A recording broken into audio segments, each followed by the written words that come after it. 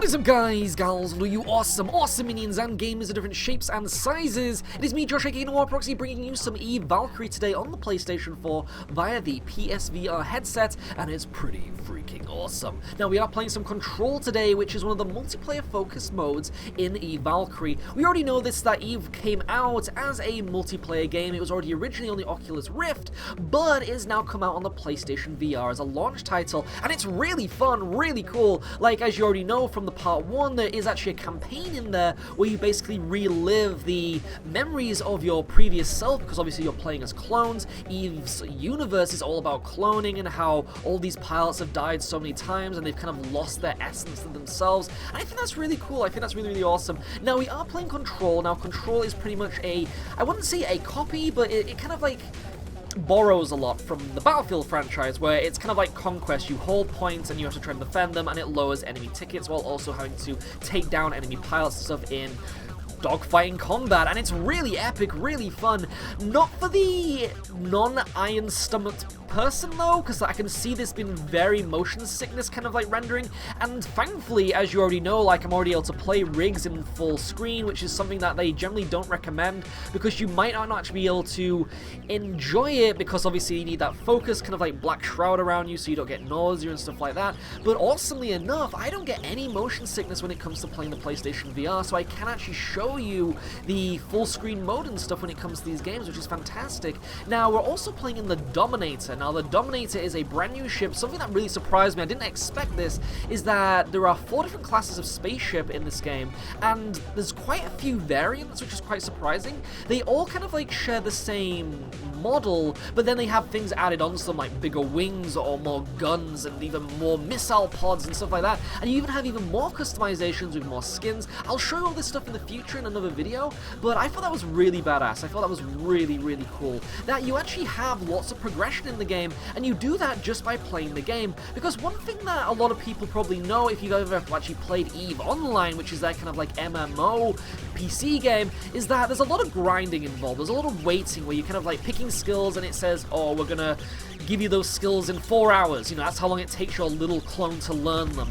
And thankfully in this game you don't actually have that. They've kind of taken that away and put in more like a standard progressive system through XP and stuff. You can buy XP boosts, but it's not really required. So while I'm using my Dominator here and just completely cleaning house, this is the thing as well. Initially I thought this game was going to be really difficult. It's actually really easy to use, really fun, and it feels so freaking immersive. It's fantastic. It's brilliant, and knowing that PSVR can actually give you those kind of experiences, like being in a mech as we've seen with rigs, or in a space fighter like in EVE Valkyrie. Right now I have crashed twice, as you may have noticed, like just bumped into walls, but like I've been spinning around, going through gaps. I've had some real kind of like Luke Skywalker X-Wing fighter modes just like there, but in like massive dogfight chases. Some really epic stuff, and it's so surprising seeing that a game can give you that, you know, just through the immersion of a headset. It's really cool, really awesome, and it really makes me look forward to other games like this in the future. Like, say, Ace Combat is bringing out a game as well, which is so awesome, which I think they're called Team Ace. They're called Team Aces.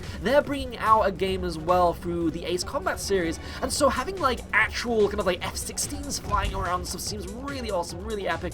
Now, again, we're playing Control. We're actually taking a few of the points. I believe we've taken 1 point, we've taken point A, and what you do on Control is that you go to either A, B, or C, and you drop down a drone, which we're just shooting here. The enemy team are actually dropping drones as well, and that actually brings down your tickets. Now, we are losing. We've actually just taken B, and we're going to be using those kind of drones to take the point and kind of like load it up, so it's kind of like our point, which then loads the enemy tickets. Now, the thing with that is that both teams can drop drones at the exact same time while taking that progression bar. So what you need to do, it's kind of like a tug of war. So you need to kind of like shoot the enemy drones off it, and then deploy your own, and then you can take that point, and then it'll lower the enemy tickets. And so there's this kind of thing where you're fighting the drones, which they don't fight back, but you're also trying to keep the other enemy pilots away.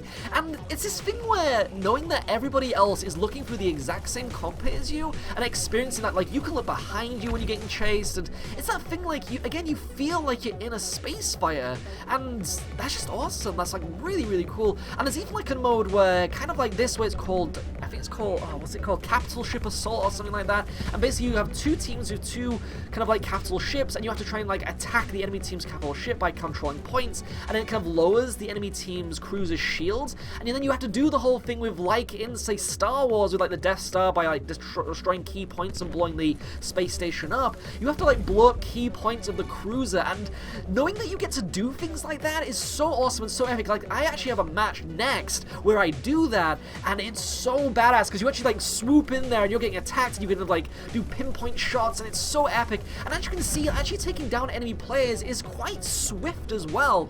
Like, there is a little bit of a challenge to it where you're having to like lock on, you have to try and like clothesline them, lead them into your shots like you would expect. So there is a little bit of skill to it, along with having to track them with your homing missiles, which is another really cool thing. So like, you have to actually look at them, you have to then lock on and keep tracking them to fire those missiles and take them out, and that's really badass. I think it's so cool that you actually have to feel like you are a pilot, like using your head, lock on tracking system to fire those missiles and stuff, and then even seeing the enemy pilots dropping, say, the EMC, which is their kind of like countermeasures. Like, you already know that I can do that by pressing square, so if like, people end up like locking on with missiles, I can like fire my little EMC thing and it'll see all these little blue swirls flying out. Those are your countermeasures, and so again, there's so much immersion, just seeing everyone flying past you and around, it's so epic. Now, a fight that we're going against here is a heavy class. As I was mentioning, there are 4 different classes of space fighter.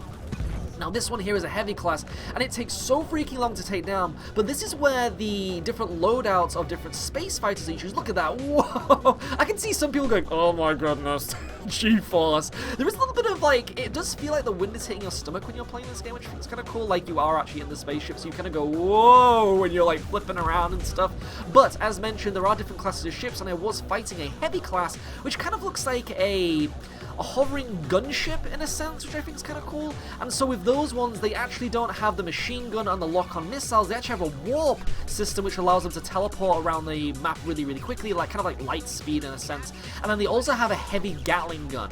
And so it's really cool that they all have different loadouts as well, and those ones actually have more armor, obviously, because they're a heavier class, but they can't move around as fast, and obviously as well, they don't have that fast-firing Gatling gun, they have like a heavy Gatling gun. Now, we are taking some of the drones out here. Now, you may notice that with the capture points, those lasers that are coming from the drones that takes them down, look, can actually go through walls. So what you can do is actually strategically like hide a drone within like the construction site of this map, or in like other areas of different maps, which I think is kind of clever. That guy just crashed into a wall for some reason, I'm not too sure. Quad errata, you just tasted my justice, buddy. So it's one of those things where you can actually be tactical with your drone dropping in a sense. So when you actually go try and take back those control points themselves, you can actually like hover over there and see, oh, that drone is actually firing its laser through the environment. And it actually is a point to do that, because you actually see like a little glowing ball on the area that it's actually coming through the wall. So you know to kind of go adventure around the map and try and find it, which I think is kind of cool too, that you don't actually just kind of like leave them there, because they die quite quickly. Like, I think it's like 2 to 3 shots from an assault rifle cannon, as you can see here, and it's, you know, it's quite sufficient where they'll just die really quickly, so you want to try and hide them as best as possible. So it's great that you do have that. It's great that you do have that kind of tactical thing when it comes to the combat, when it comes to the control point mode. And again, when you see the next mode, which is so awesome, it's that thing where it adds to the immersion, and I like that. I didn't think it was gonna have that. I thought it was gonna be quite simplistic, but there's actually a lot to it. And initially, I was actually getting my butt whooped. Like, I was getting so much like flack from enemy fighters and stuff. But it's because you actually have to have those tactics. You have to be able to play as a fighter pilot in a sense,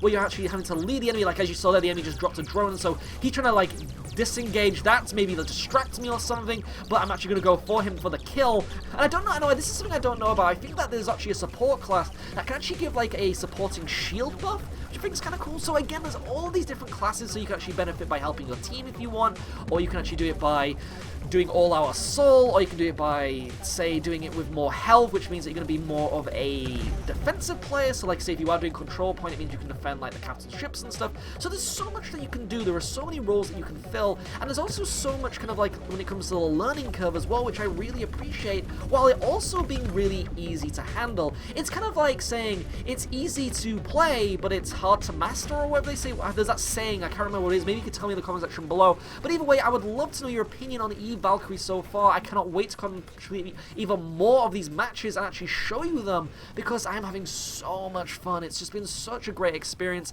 as well as the customization. As you know, in the first video, I had kind of like an orange cockpit, but now I have a blue one. So all the ships actually have different cockpits that you can unlock. You have all these different decals and skins, and you can actually see them as well on your cockpit, and I think that's really awesome. I really think it's really cool that you can actually appreciate your ship, where it's not kind of like, say, oh, I don't know, like Overwatch, where you have a character with a brand new skin, but you can't look at that character's skin and only the other players can see it. In this, you can actually look around your cockpit and go, this is my cockpit. I customized it. It's all mine. Now, we did get 14 kills there and 0 deaths. I whooped some complete ass, but as mentioned, I would love to know your opinion in the comment section below, what you think to EVE Valkyrie. I will be showing even more content, but it's been me, Josh, aka Noir Proxy, bringing you some EVE Valkyrie on the PlayStation 4 via the PSVR headset, and I will see you all next time.